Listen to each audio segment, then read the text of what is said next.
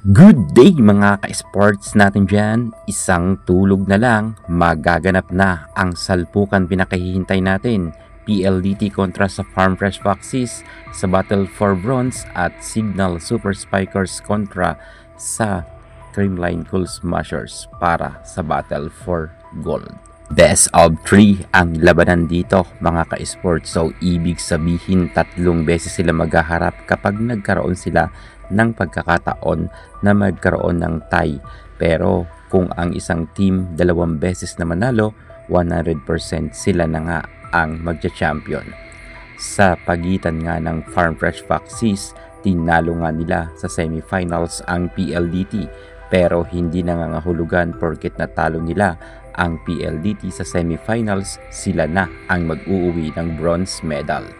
Ang PLDT ay meron rin pag-asa na maksungkit nila ang bronze medal, samantalang ang Signal Super Spikers na nananatili nga na nasa number 1 standing, hindi porket nasa pinakamataas silang standing palagi simula ng prelims hanggang semifinals ay sila na ang magkakaroon ng gintong medalya. Maaaring ang Creamline Cool Smashers ang aagaw ng gintong medalya. Alamin ang buong detalye. Pero bago ang lahat, subscribe ka muna, click ang ating notification bell para lagi kang updated sa lahat ng issue sa volleyball. Susunod na.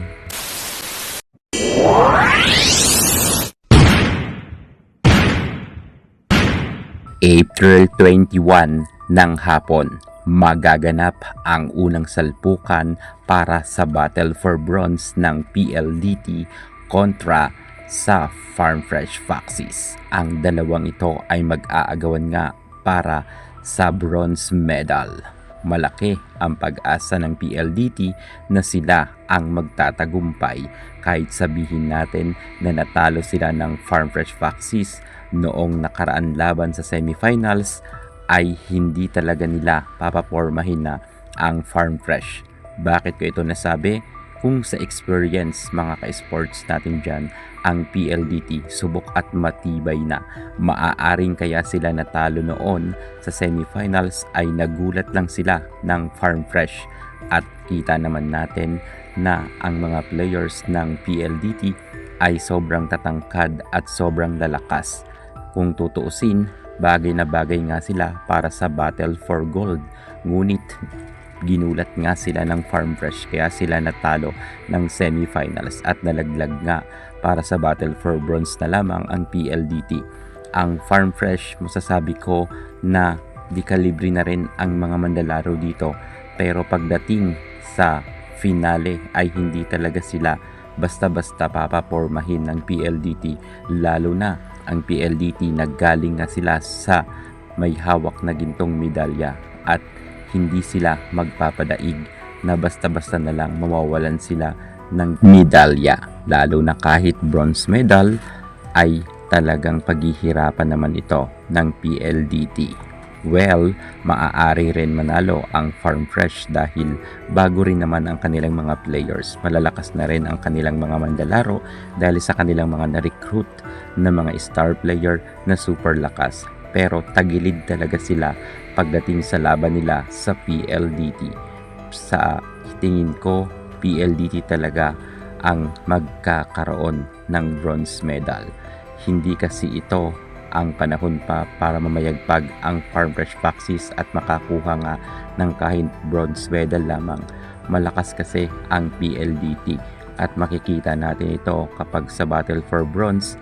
Baka magulat dito ang Farm Fresh dahil sobrang lakas talaga ng nasabi nating PLDT. Inuulit ko, nagkaroon lang nga ng pagkakataon ang Farm Fresh na gulatin nila ang PLDT at medyo off pa noon ang ibang mga players ng PLDT. Pero ngayon sa Battle for Bronze na magaganap ka sa kanilang unang salpukan alas 4 ng hapon sa April 21, hindi na sila makakaporma sa PLDT. Tagaan nyo yan sa bato at tama ang ating prediction. Pero ito ay aking prediction lamang. Baka mamaya marami na naman dyan magsabi na pinangungunahan natin. Pero ang PLDT kasi subok at matibay na at marami na rin silang napatunayan pagdating nga dito sa PVL. Samantalang ang Farm Fresh Foxes ay ngayon lamang sila nakapasok para nga sa Final Four. Pero gayunpaman, hangad rin natin na kahit papaano ay maging maganda ang kanilang laban. Malay nyo, makalusot ang Farm Fresh kontra sa PLDT. Pero sa tingin ko, mahihirapan talaga sila makasungkit ng medalya. At 4th place lang talaga ang kanilang makakaabot ngayon na conference. Pero okay na rin yan kahit papaano meron silang 4th place. Kasi medyo noon ay palagi silang nasa laylayan. Pero ang PLDT, sanay na kasi ito makipagbardagulan lalo na sa battle for gold or battle for bronze. Talagang hindi sila magpapadaig. Pero kung gusto matalo ng Farm Fresh Foxes ang PLDT, kinakailangan na patindihin nila ang kanilang vlocking sapagkat pagdating sa battle for bronze, alam naman natin na si Savannah Davison talaga dito ang medyo mamamayagpag talaga. At dahil naghahabol rin nga sila ng MVP, malay nyo si Savannah Davison ang makasungkit sa kasalukuyan. Lalo't si KKD ay nag-level up rin ang kanyang angkin kagalingan. Kinakailangan talagang pigilan lang nila si Savannah Davison. At kapag nangyari ito, napigilan nila si Sabi na magkaroon ng maraming scores, sure ball dito ay ang magwawagi ng bronze ang Farm Fresh Foxes. Malay nyo, di ba, lumusot ang Farm Fresh. Pero sa tingin ko, pahirapan talaga to mga ka-sports natin dyan.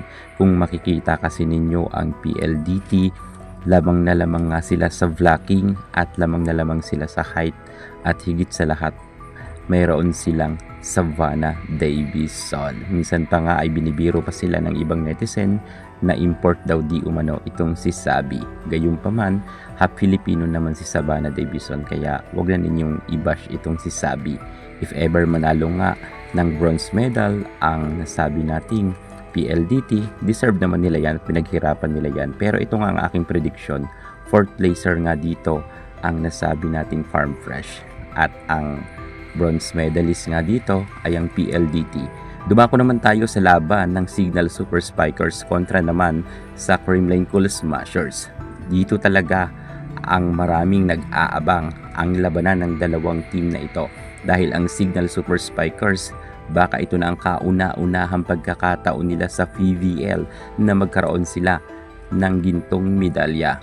Pero syempre, ang Signal kahit sabihin natin na medyo malakas na ngayon, itong dalawang key player nila, Vanny Gander na palaging ngang maangas at mainit sa loob ng court at sinasabayan pa nga ito ni Erica Santos. Walang duda naman malakas talaga si Gander at si Santos. Pero hindi natin matatawaran ang experience ng Creamline Cool Smashers lalo't meron nga silang Queen Darna Gemma Galanza. Dito sa dalawang salpukan na ito, pahirapan na talaga to dahil alam nyo ito na talaga ang ticket nila ng pagkakataon para magkaroon nga sila ng gintong medalya. Naghahabol nga sila same na team na dalawang ito.